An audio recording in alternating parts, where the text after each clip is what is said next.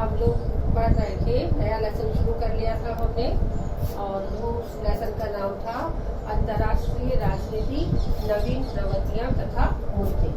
तो इसके कुछ पॉइंट्स हमने पढ़ लिया था कि किस प्रकार से अंतर्राष्ट्रीय राजनीति 3 प्रारूपों में 3 समय में उसमें प्रमुख परिवर्तन आए, और उन परिवर्तनों में मुख्य कौन कौन से परिवर्तन थे इसके बारे में हम लोग पढ़ चुके हैं। तो पहला परिवर्तन हमने पढ़ा था कि पहला परिवर्तन हुआ था कि शीत युद्ध का अंत हो गया था। तो शीत युद्ध का अंत फर्स्ट पॉइंट। उसके बाद में हमने पढ़ा था कि जैसे ही शीत युद्ध का अंत हुआ तो विश्व एक ध्रुवीय हो चुका था। तो एक ध्रुवीय विश्व हमने दूसरे पॉइंट के रूप में पढ़ा था। और तीसरा हमने पढ़ा था कि साम्यवादी गुट का या साम्यवादी खेमे का अवसान हो चुका था, यानी साम्यवादी विचारधारा पूर्ण रूप से समाप्त हो चुकी थी। इसी वजह से अब विश्व में 2 महाशक्तियां नहीं बल्कि केवल एक महाशक्ति अमेरिका के रूप में ही रह गई थी। ये तीनों पॉइंट हम लोग कल पढ़ चुके हैं, और उसी को कंटिन्यू करते हुए नवीन प्रवृत्तियां तथा मुद्दे में आज चौथा पॉइंट हम लोग पढ़ रहे हैं, जर्मनी का एकीकरण। ये आपको ज्ञात है कि जर्मनी 2 भागों में विभाजित था, और जर्मनी में विभाजन के कारण अनेक समस्याएं लगातार उत्पन्न होती रहती थी। तो जर्मनी की जनता ये चाहती थी कि यहाँ पर इन समस्याओं का समाधान हो और दोनों जर्मनियों का एकीकरण कर दिया जाए। और इसका एक मुख्य कारण था बर्लिन की दीवार, कि बर्लिन की दीवार की वजह से इधर के लोग उधर और उधर के लोग इधर आने में असमर्थ थे। तो जनता इसका समाधान चाहती थी। बर्लिन की दीवार तोड़ने का निर्णय ले लिया गया, लेकिन उसे तोड़ना अभी प्रारंभ भी नहीं हुआ था कि 1,78,189 लोग कूदकर दूसरी तरफ बर्लिन की दीवार से दूसरी तरफ आ गए, लांघकर उसे आ गए, जिससे सरकार को पता चला कि जनता शीघ्र से शीघ्र इस बर्लिन की दीवार को तोड़ना चाहती है। और उसके बाद तुरंत बर्लिन की दीवार को तोड़ दिया गया, और तोड़ने के बाद जर्मनी को एक कर दिया गया, एकीकरण कर दिया गया। ये विश्व की एक नवीन घटना है। और उसके बाद में जर्मनी में चुनाव कराए गए, और दोनों जर्मनी में एक साथ चुनाव हुए, और वहाँ की मुद्रा भी एक अब हो चुकी थी। तो 3 अक्टूबर 1990 को जर्मनी का एकीकरण हो चुका था।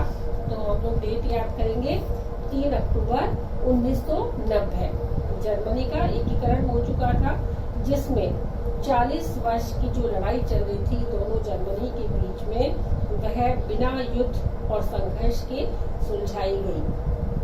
अगस्त 1961 में बर्लिन की दीवार खड़ी होने के कारण माइंस बिछाकर तारों की बाड़ लगाई गई थी, ताकि कोई भी सीमा पार न कर सके। लेकिन 9 नवंबर 1989 को बर्लिन की दीवार तोड़ने से पूर्व ही 1,78,182 लोग इससे लांघकर दूसरी तरफ भाग गए, जिससे जर्मनी का एकीकरण करना आवश्यक हो गया।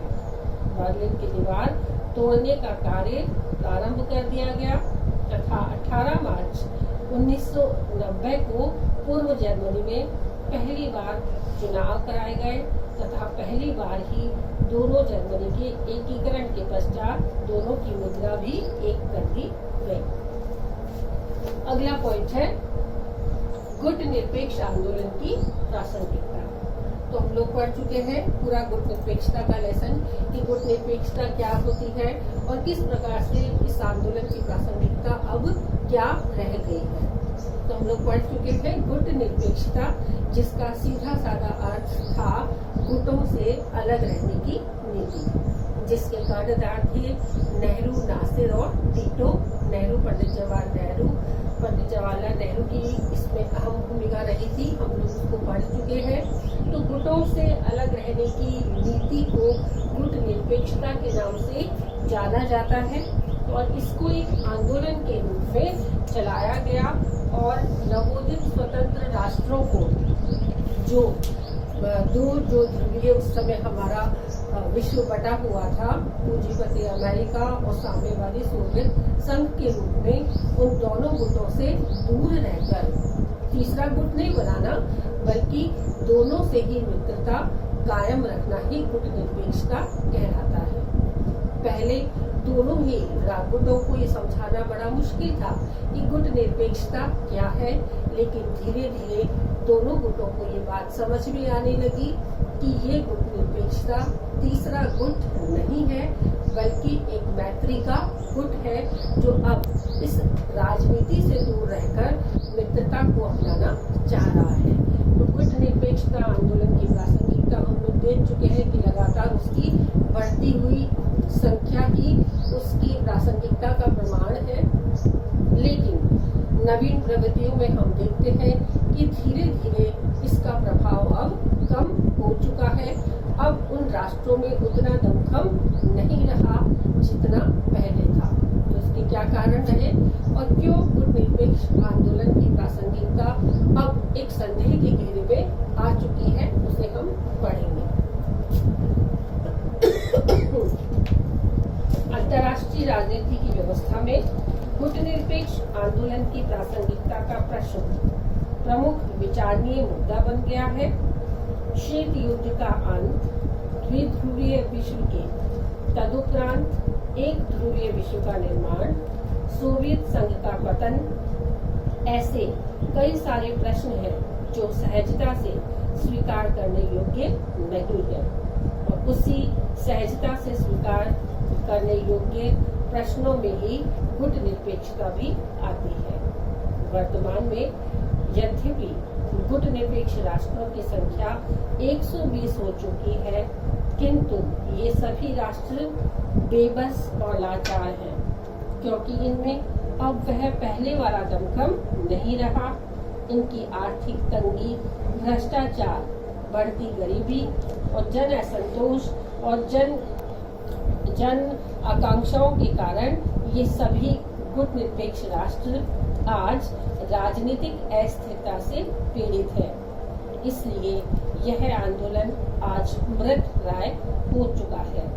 मौजूदा अंतर्राष्ट्रीय आर्थिक परिस्थितियों में विकासशील देशों के हितों के संवर्धन और सुरक्षा के तथा विभिन्न मुद्दों पर नवीन परिदृश्यों को जोड़ने की आवश्यकता महसूस की जा रही है, ताकि यह आंदोलन सजग और निरपेक्ष बना रहे। लेकिन गुट निरपेक्षता आंदोलन की प्रासंगिकता अभी भी संदेह के घेरे में बढ़ चुकी है। अगला पॉइंट जो है यूएनओ का बढ़ता परिवार की नवीन प्रवृत्तियां और मुद्दों में यदि हम देखते हैं तो यूएनओ जो है अपनी महत्वता को आगे बढ़ा रहा है और इसकी महत्वता लगातार बढ़ रही है। इसीलिए इसके सदस्यों की संख्या भी लगातार बढ़ रही है। आज विश्व के 193 राष्ट्र इसके सदस्य बन चुके हैं और लगातार इसका जो परिवार बढ़ता चला जा रहा है वह भी एक नए मुद्दे के रूप में उभर रहा है। यूएनओ के 193 सदस्य हो गए हैं और जिससे यूएनओ के 17 विशेष अभिकरण या 14 मुख्य कार्यक्रम से संपूर्ण विश्व में यह अपनी पहचान और संबंध बनाए हुए है। लेकिन ईरान इराक युद्ध की समाप्ति में, नामीबिया की स्वतंत्रता में, कुवैत को इराक से मुक्त कराने, कंबोडिया में शांति बनाए रखने में जहां यूएनओ ने उपलब्धि हासिल की है, वहीं अब इसकी प्रतिष्ठा पर भी आंच आने लगी है और यह केवल एकमात्र महाशक्तियों के लिए ही प्रासंगिक है। सुरक्षा परिषद अब स्वयं सुरक्षित नहीं है। वहां आए दिन नए अस्थायी सदस्यों के आगमन से बार बार योजनाओं के प्रारूपों को बदलना पड़ता है तथा यूएनओ में संघर्ष और तनाव का अधिक होने वाला हो गया है। तो यूएनओ की सदस्य संख्या अवश्य बढ़ी है, लेकिन फिर भी वहां पर जो सुरक्षा परिषद के 5 स्थायी सदस्य और 10 अस्थायी सदस्यों को अपनाया गया है। इस व्यवस्था ने सुरक्षा परिषद को असुरक्षित बना दिया है और नए नए सदस्यों के आने से बार बार योजनाओं में आमूलचूल परिवर्तन करना पड़ता है, जिससे संघर्ष और तनाव वहाँ पर बना हुआ है। और यूएनओ ने कुछ जगह बहुत अधिक सफलता हासिल अवश्य की है, लेकिन फिर भी यूएनओ की असफलताओं की भी कोई कमी नहीं है। तो यूएनओ में भी अब वो बात नहीं रही जो उसकी जब उसके बनने पर या यूएनओ के आगमन पर जो खुशी जाहिर की गई थी, वो दमखम अब यूएनओ में नहीं है। अगला है सैनिक गुटबंदियों का घटता महत्व। सैनिक गुटबंदियां जहां एक राष्ट्र को दूसरे राष्ट्र से जोड़ती है, संबल देती है और उस राष्ट्र की सुरक्षा और शांति व्यवस्था को बनाए रखती है, उनका महत्व भी अब घटता जा रहा है। सीटो, सेंटो, वार्सा पैक्ट जैसी बहुत सारी संधियां अब नाम मात्र की संधियों के रूप में रह गई है और इन संधियों का महत्व अब घटता चला जा रहा है। द्वितीय विश्व युद्ध के बाद सैनिक गुटबंदियों का जाल सा बिछ गया था, जिसके कारण नाटो, सीटो, सेंटो, वार्सा पैक्ट जैसी अनेक सैनिक संधियां अस्तित्व में आई। लेकिन अब ये सभी संधियां समाप्त कर दी गई हैं, जिसके कारण विश्व की क्षेत्रीयता को भारी धक्का लगा है। और इन संधियों की समाप्ति के पश्चात ही विश्व में अब सैनिक गुटबंदियों जैसी संधियां नहीं होती हैं। अर्थात हमने अब तक नवीन प्रगतियों के 7 पॉइंट पढ़ लिए हैं। हम फिर से रिवाइज कर लेंगे। नंबर 1, शीत युद्ध का अंत। नंबर 2, एक ध्रुवीय विश्व। नंबर 3, साम्यवादी गुट का अवसान। नंबर 4, जर्मनी का एकीकरण। नंबर 5, गुट निरपेक्ष आंदोलन की प्रासंगिकता।